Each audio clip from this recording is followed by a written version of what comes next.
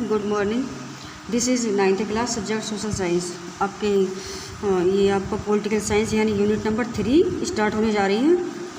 इसमें आपका chapter number 1 what is democracy and why democracy ये आपका स्टार्ट होने जा रहा है। इससे पहले हमने ज्योग्राफी में 2 चैप्टर कंप्लीट कर चुके हैं और हिस्ट्री के भी 2 चैप्टर कंप्लीट हो चुके हैं आपके। ठीक, तो सबसे पहले हम समझते हैं कि what is democracy and why democracy. लोकतंत्र क्या है और लोकतंत्र क्यों, है ना, क्या आवश्यकता है इसकी। ठीक, तो सबसे पहले हम पढ़ेंगे इसकी डेफिनेशन कि व्हाट इज़ डेमोक्रेसी, लोकतंत्र क्या है। तो the word democracy comes from the Greek word demokratia, यानी डेमोक्रेसी जो वर्ड है वो ग्रीक भाषा से बना है और ग्रीक भाषा में जो वर्ड आता है डेमोक्रेसिया उससे ये शब्द डेमोक्रेसी बना है। In Greek demos means people and kratia means the rule, यानी ग्रीक लैंग्वेज में जो वर्ड डेमोक्रेटिया आता है उससे लिया है डेमोस और क्रेटिया। तो डेमोस का मतलब है पीपल और क्रेटिया का मतलब है रूल, यानी लोगों का शासन। ठीक है, ये चीज़ according to the Abraham Lincoln, यानी ये अमेरिका के सबसे फर्स्ट प्रेसिडेंट रहे हैं अब्राहम लिंकन। तो इन्होंने क्या डेफिनेशन दिया डेमोक्रेसी के बारे में। इन्होंने कहा है कि democracy is government of the people bye the people for the people, यानी लोकतंत्र क्या है, लोकतंत्र लोगों की सरकार है, लोगों के लिए है और लोगों के द्वारा बनी हुई है। तो लोकतंत्र क्या है, यानी लोकतंत्र एक प्रकार की ऐसी सरकार है जो जिसमें लोग अपने लिए बनाते हैं, अपने द्वारा बनाते हैं और अपने उनके लिए ही होती है। ठीक, तो इसमें बताया है कि ऑफ द पीपल लोगों की सरकार, बाय द पीपल लोगों के द्वारा बनी हुई, फॉर द पीपल लोगों के लिए। तो ऐसी सरकार जिसे लोग अपने लिए, अपने द्वारा, अपने लिए बनाते हैं। ठीक है, ये चीज़ इन दिस चैप्टर, इस चैप्टर में हम यही पढ़ने वाले हैं कि डेमोक्रेसी का मीनिंग क्या है और डेमोक्रेसी को नीड करने की क्या आवश्यकता है और उसके फीचर्स क्या है, यानी उसकी विशेषता क्या क्या है। तो इसे हम यही पढ़ने जा रहे हैं। तो इस पॉइंट में आपका मेन पॉइंट क्या है कि अब्राहम लिंकन ने डेफिनेशन क्या दी है। तो यही दिया डेमोक्रेसी के बारे में कि democracy is government of the people bye the people and for the people. ठीक है, ये डेफिनेशन आपको याद करनी है अच्छे से। आपको 1 मार्क्स में ऑब्जेक्टिव में आपको वेरी शॉर्ट में भी आपको आ जाती है 2 नंबर में लिखने के लिए। ठीक, ये चीज़। अब सेकंड पॉइंट आता है हमारा कि नीड ऑफ डिफाइनिंग डेमोक्रेसी, यानी नीड का मतलब है आवश्यकता, ऑफ डिफाइन करने की डेमोक्रेसी लोकतंत्र को डिफाइन करने की क्या आवश्यकता है। ठीक है, तो अभी हमने इससे पहले हमने केवल डेफिनेशन पढ़ी थी डेमोक्रेसी की, अब्राहम लिंकन ने क्या डेफिनेशन दी है और डेमोक्रेसी किस वर्ड से मिलकर बना है। अब हम देख रहे हैं इसकी क्या आवश्यकता है। डिफाइनिंग डेमोक्रेसी इज इसेंशियल, यानी डेमोक्रेसी को डिफाइन करना बहुत ज़रूरी है। बिकॉज क्योंकि it should be clearly stored, क्योंकि इसको अच्छे से समझा जा सकता है। देखिए डेमोक्रेसी को हम कब समझ सकते हैं, जब इसको डिफाइन किया जाएगा, इसकी इसको परिभाषित किया जाएगा। Different people use it for different purpose, यानी डेमोक्रेसी जो वर्ड है इसको लोग अलग अलग तरीक़ों से, अलग अलग उद्देश्यों से समझते हैं इसको। And also different kinds of government, और इसमें क्या समझते हैं कि इसमें विभिन्न प्रकार की सरकार होती है। कॉल्ड देमसेल्व्स एज डेमोक्रेसी, यानी लोकतंत्र में क्या समझते हैं लोग, क्यों आवश्यकता है इसको डिफाइन करने की। इसमें लोग भिन्न भिन्न तरह के विचार रखते हैं और भिन्न भिन्न तरह की उनकी अपनी बायोलॉजी होती है। We can understand the meaning of a word, यानी हम समझ सकते हैं, वी कैन अंडरस्टैंड हम समझ सकते हैं the meaning of a word, इस वर्ड के एक शब्द के अर्थ को। कैसे, लाइक जैसे democracy only by observing some example, इसे हम कुछ एग्जाम्पल के द्वारा समझ सकते हैं। Where it has been practice, जिनको यूज़ किया गया, ऐसे कुछ उदाहरण जिनसे हम इसको अच्छे से समझ सकते हैं। तो एग्जाम्पल के थ्रू ज़्यादा अच्छा समझा जा सकता है। तो but we need to define, किंतु फिर भी इसको डिफाइन करने की आवश्यकता है। इट मोर एक्यूरेटली, बिल्कुल सही तरीके से, so that we can use it correctly, जो कि हम इसको सही प्रकार से यूज़ भी कर सकते हैं फॉर डिस्क्राइबिंग, वर्णन करने के लिए other similar situations instead of just accepting what is meant to other people, यानी इसके बजाय कि लोग इसको अपने लिए क्या अर्थ समझते हैं, लोग इसका क्या अर्थ देखते हैं। डेमोक्रेसी के बारे में सबकी अलग अलग फीलिंग्स होती है, सबके अलग अलग विचार होते हैं। कोई क्या अर्थ लेता है डेमोक्रेसी से, कोई व्यक्ति क्या समझता है, लेकिन इसको समझने के लिए ही इसको डिफाइन करना बहुत ज़रूरी है। ठीक है, ये चीज़ है। तो इसमें कुछ हम एग्जाम्पल देखेंगे जिसमें इसको डिफाइन किया गया है अच्छे से। तो इसमें हम क्या देख रहे हैं कि a simple definition of democracy, लोकतंत्र की एक साधारण परिभाषा क्या है। तो इसमें देखते हैं सैगी हमें एग्जांपल हमारे इसमें देखते हैं कि democracy is form of government, democracy क्या है, लोग सरकार का एक रूप है। इन विच जिसमें द रूलर्स आर इलेक्टेड, जिसमें रूलर्स क्या होते हैं, इलेक्ट होते हैं, चुने जाते हैं, निर्वाचित होते हैं बाई द पीपल, लोगों के द्वारा। ठीक है, लोकतंत्र में रूलर्स जो होते हैं, जो शासन करते हैं, वो क्या है, लोगों के द्वारा इलेक्ट होते हैं। फ्रॉम दिस डेफिनेशन, इस डेफिनेशन से we can clearly separate non democratic government, यानी इस एग्जाम्पल से हम ये समझ सकते हैं कि गैर लोकतंत्र सरकार होती है वो अलग अलग होती है, उसको अलग अलग रूप से समझा जा सकता है। ठीक है, ये चीज़। फॉर इंस्टेंस, उदाहरण के लिए, army rulers of Myanmar are not elected by the people, यानी यदि हम म्यांमार को लें, म्यांमार एक कंट्री है ना, इंडिया का पड़ोसी देश है, नेबरिंग कंट्री है, तो इसमें क्या है, म्यांमार में कैसी रूलिंग है, आर्मी रूलर्स ऑफ, ठीक है, आर्मी, इसमें क्या दिया कि army rulers of Myanmar, Myanmar की जो आर्मी के जो शासक हैं, आर नॉट इलेक्टेड, वो निर्वाचित नहीं हुए हैं बाय द पीपल, लोगों के द्वारा। यानी म्यांमार में जो गवर्नमेंट है, आर्मी शासन है वहाँ पर, तो आर्मी में जो क्या है, लोगों को इलेक्ट नहीं किया जाता, वहाँ लोगों को इलेक्ट नहीं किया था, ऐसी गवर्नमेंट में जहाँ आर्मी रूलिंग होती है। एंड और थस नॉन डेमोक्रेटिक, और जहाँ लोगों को इलेक्ट नहीं किया जाता, जहाँ रूलर को इलेक्ट नहीं किया जाता लोगों के द्वारा, वहाँ नॉन डेमोक्रेटिक गवर्नमेंट होती है। ठीक है, ये सबसे पहले फर्स्ट एग्जांपल आपका म्यांमार का रहा कि म्यांमार में कैसी गवर्नमेंट है, नॉन डेमोक्रेटिक। ठीक है, ओके। अब समझते हैं दूसरा एग्जांपल।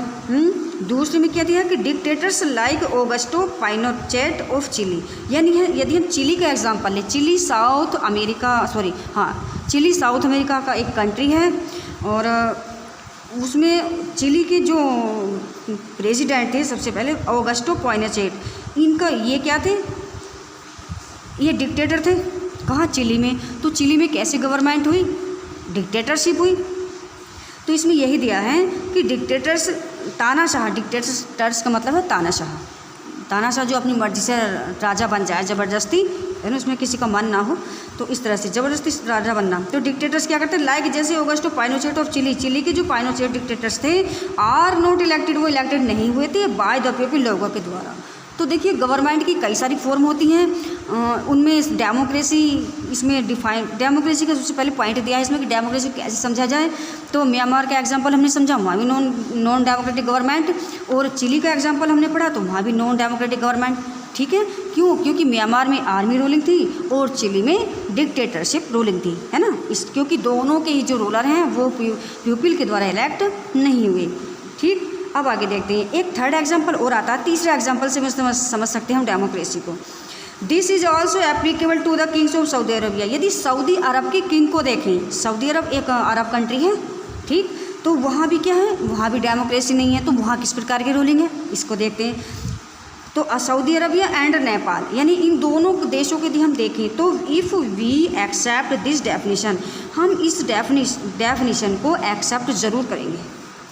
कौन सी डेफिनेशन को, जो हमने स्टार्टिंग में डेमोक्रेसी की डेफिनेशन पढ़ी, ठीक है, उसको हम स्वीकार करेंगे कि हाँ, यही डेमोक्रेसी की सच्ची डेफिनेशन है।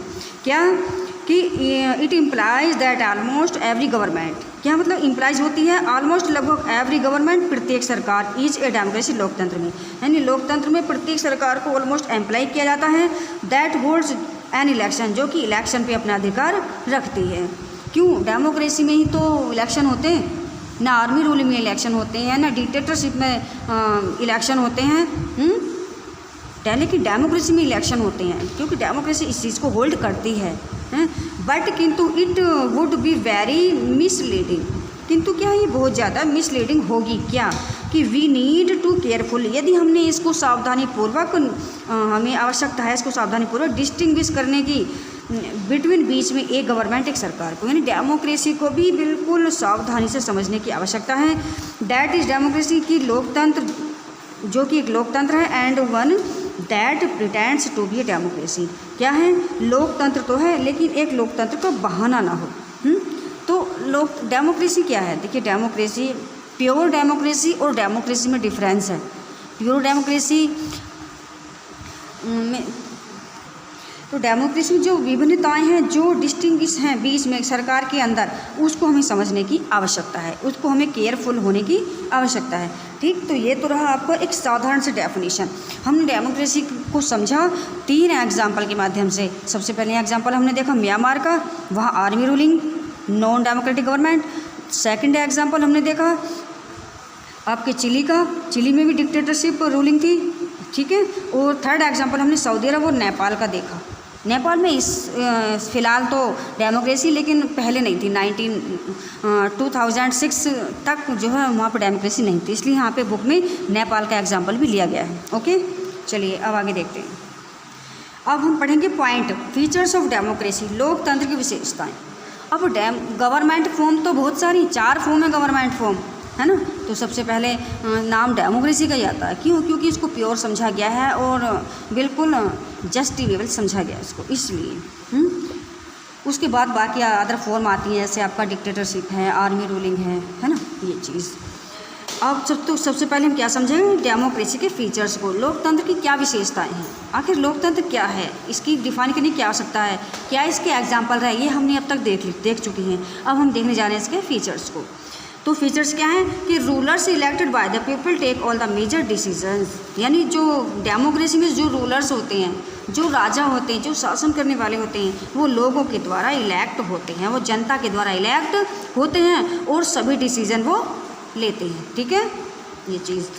पॉइंट नंबर 2 में क्या है, इलेक्शंस ऑफर चॉइस, क्योंकि डेमोक्रेसी में एक चॉइस मिलती है, किस चीज़ की, इलेक्शन में, इलेक्शन होने की एक चॉइस है। डेमोक्रेसी हमें इलेक्शन करने की चॉइस देता है। एंड फेयर अपॉर्चुनिटी, और एक फेयर मतलब बहुत अच्छी एक अपॉर्चुनिटी, अवसर, एक प्योर अवसर मिलता है हमें टू द पीपल, लोगों को द चेंज, बदलने का, देयर करंट रूलर्स, अपने वर्तमान के शासन को। यानी डेमोक्रेसी की एक विशेषता हो है, देखो फर्स्ट विशेषता क्या थी कि लोग यहाँ लोग जनता के द्वारा रूलिंग, जनता के द्वारा शासक चुना जाता है, राजा चुना जाता है। पहली विशेषता तो ये होगी कि जनता अपनी मर्जी से चुने कि अपना राजा किसी को भी बनाएगी, है ना। लेकिन दूसरी विशेषता क्या है, दूसरी में ये है कि राजा जो है, मान लीजिए हमने राजा बना तो लिया किसी को अपना, है ना, लेकिन यदि हम चाहें तो उसे बदल भी सकते हैं, किसी और को बना सकते हैं। तो ये भी एक खासियत है यानी डेमोक्रेसी की, ठीक है। हम समय आने पर 5 साल के बाद अपना रूलर चेंज कर सकते हैं। पॉइंट नंबर 3 में फीचर क्या था, देखिए, this choice and opportunity is available to all the people on an equal basis, यानी इसमें क्या है कि दिस चॉइस, ये जो चॉइस मिलती है हमें काय की, इलेक्शन का जो हमें ऑफर मिला है कि इलेक्शन हर 5 वर्ष में होते हैं, तो अपना रूलर चेंज कर सकते हैं। तो ये डेमोक्रेसी में एक ऑफर की तरह होता है, लेकिन अपॉर्चुनिटी भी देता है हमें किस चीज़ की, all people on the equal basis, ताकि वो, तो ये जो चॉइस है, ये जो अपॉर्चुनिटी है डेमोक्रेसी में इलेक्शन होने वाली, ये सभी लोगों के लिए इक्वल है, ठीक है।